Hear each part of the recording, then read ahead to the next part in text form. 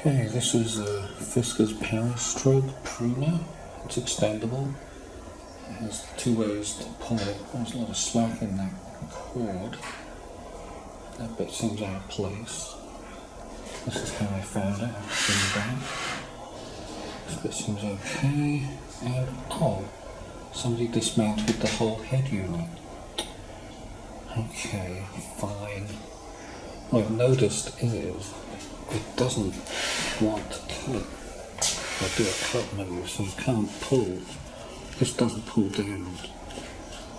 When I pull it a little bit like that, the string at the other end, this bit coming through here, doesn't move.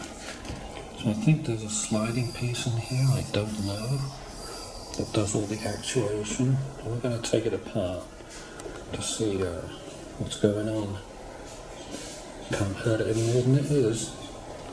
At least they did save the parts. I wonder what order they go in.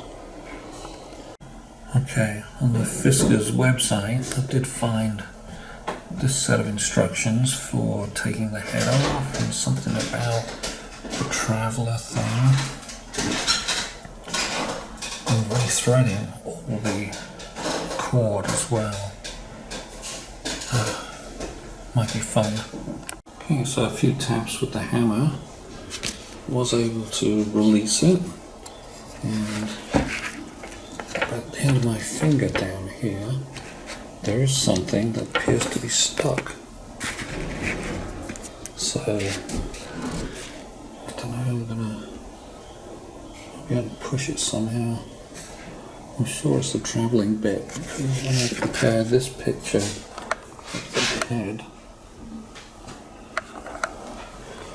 with that picture there, yeah, there's that piece that's got to go somewhere.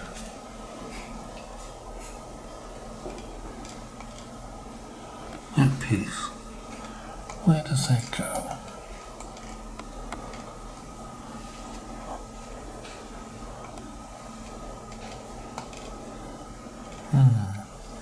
There it is, see? Okay, I'm trying to replicate how I loosened the slider here to get it out.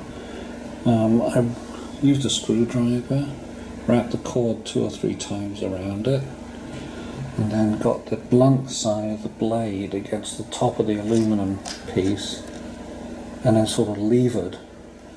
Used the screwdriver as a lever to pull. And it actually worked, it freed it, so the cable must have got stuck around the slider. So I'm going to pull it out now, and I've had to pull the other part up on top, so I'll have enough slack to do so. Right, so here it is, that traveller with the strap around it, it's got the rope in it. So I think I'm going to look at the rethreading notes and see what it takes just to rethread this. I'm trying to follow the official Fiskars method. Let's ensure the rope is not squeezed by the pulley.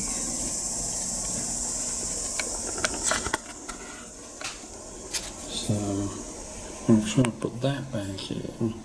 I've got to make sure the rope runs around the outside. Now I've got my finger.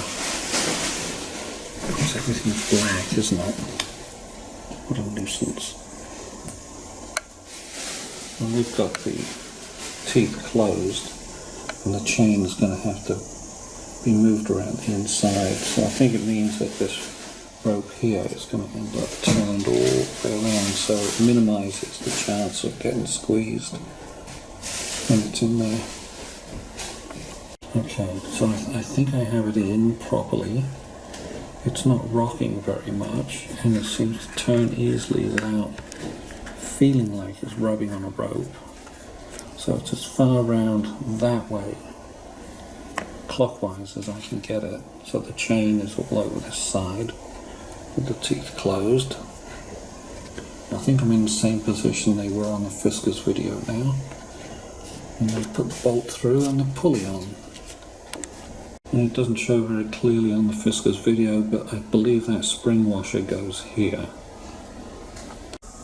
Okay, so I've got it wound around the wheel twice with it in this closed position still. And now I'm going to see if I can get this back on top. The trick is you've got to thread this other rope where my little finger is wiggling into the groove on the back of the other housing. It took me 5 or 6 goes before I could do that. Assembling it, taking it apart. It does wrap around twice, but wow, what a pain. About an hour, maybe longer. Okay, and here it is. So I can open that, I can pull this.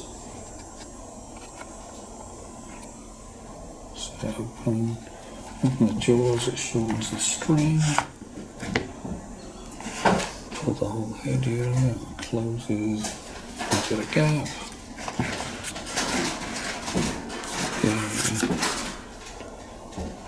Long time. So I've got a little bit of slack taken out of this end. This is the end that will make it work. Just a little bit. Only a little bit of slack left. Well, I think it's correct at the head end. Yeah, looks like that, right? They say it should just show most of the black dot. That's it. And it does work.